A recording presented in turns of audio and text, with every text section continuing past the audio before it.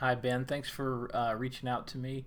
I know you and your dad have planned a trip to Vegas or trying to get together some dates, but I wanted to get you this to get you started on the things that I would work with you on if you were in front of me on the lesson tee. So I see some issues related to rotation in the backswing, but I think the majority of it is stemming from how you are setting up to the golf ball. So if you look at, I'm taking for granted that the video angle that you sent me here is relatively face on relative to your sternum. I think it's a pretty good camera angle here, but I think it definitely shows some issues in your setup. So first of all, we know that the right hand is lower on the grip than the left, so therefore the right shoulder should be slightly lower than the left, and that if the hips and the shoulders are square, that should facilitate some tilt of the spine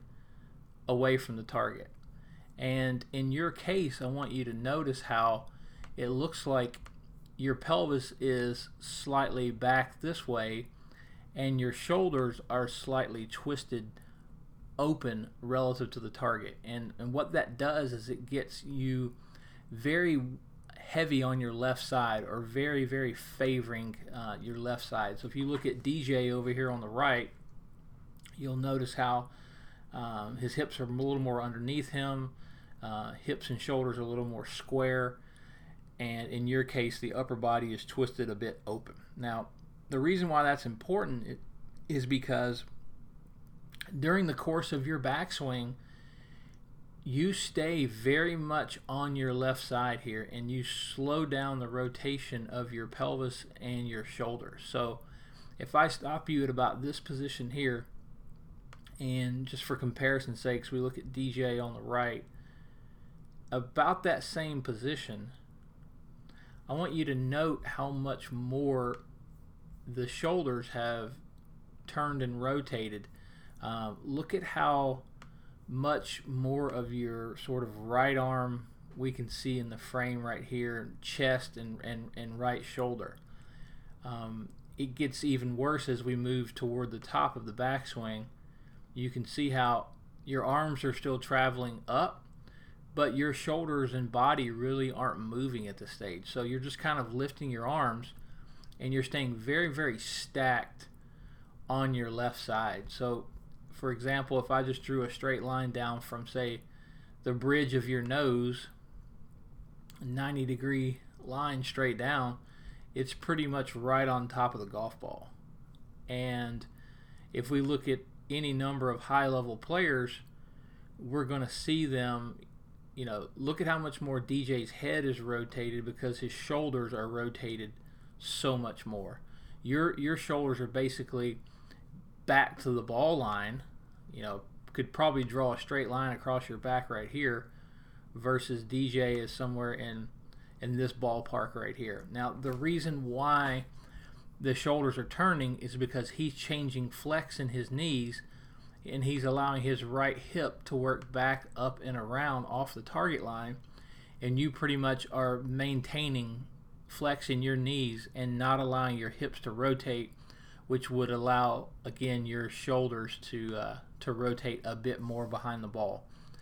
The reason this is problematic is because once you stay this stacked over the golf ball, you don't have any room in the downswing for a lateral shift, or B, any rotation, because either of those two things, a big lateral pressure shift or a lot of rotation, is going to put your body centers more in front of that golf ball.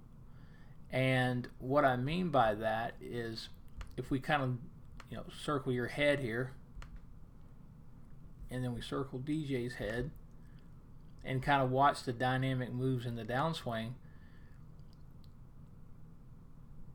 this is like as far left as you can go right here. Just a little bit of slide with the pelvis to get back to the ball. Whereas in DJ's case, he's very much unweighted that left foot, big pressure shift into the right, and he can make a very big dynamic shift to the left before pushing up out of the ground. And that translates to a lot more, shaft lean through impact, whereas in your case the shaft is getting very, quickly in line with the left arm, and that's again increasing dynamic loft and taking away a little bit of the club face control. So again, the problem that I'm seeing is how you're setting up at address, kind of with the upper body tilted more toward the target, with the chest kind of open and the hips back in this direction, favoring your left side. And then that trend is to kind of stay very stacked and favored on the left side. And if we look at the down the line view, we're going to kind of see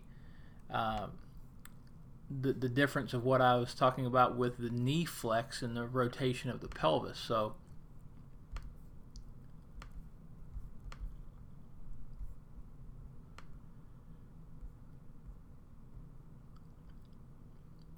you've got some hip turn early in the backswing, and then it just kind of turns off, and then you actually start to gain some flex and some bend in your right knee in this phase and lift the arms toward the top.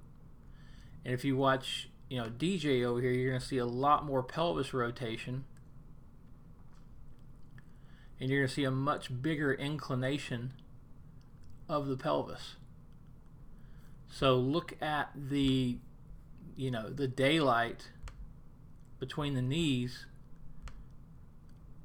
and what that does is creates a much bigger inclination of the pelvis, which is going to allow for the pressure to move back under the left foot. So number one, your pressure needs to move more into your right side in the backswing, into your right foot.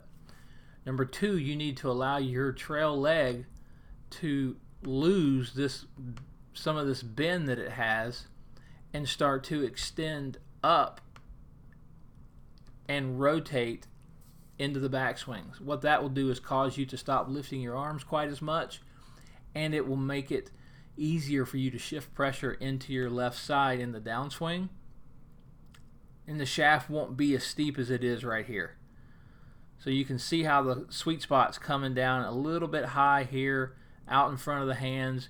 You have to turn off the rotation, and when you get to impact, your body is very, very square. Your shoulders are literally pointing directly down the target line, and the hips are not very open.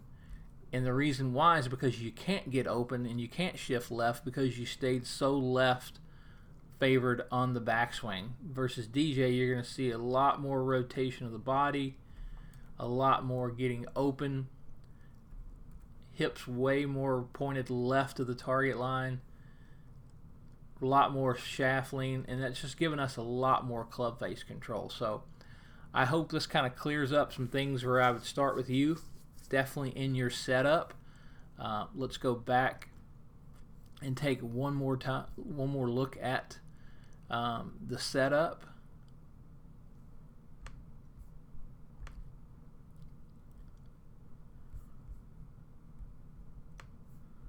So because the right hand's lower on the grip, right shoulder should be gently lower than the left. Spine should be slightly tilting a fraction away from the target, with, if anything, the hips gently bumped in this direction in the setup. And then from there, we're going to feel like we move pressure into that trail foot at the start of the backswing. We get off our left side. We let the right hip work high, up, back, and around.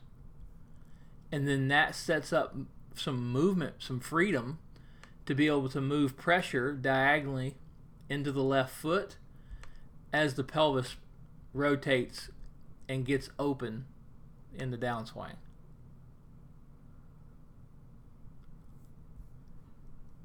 Shoot me an email if you have any questions, and I hope this helps you.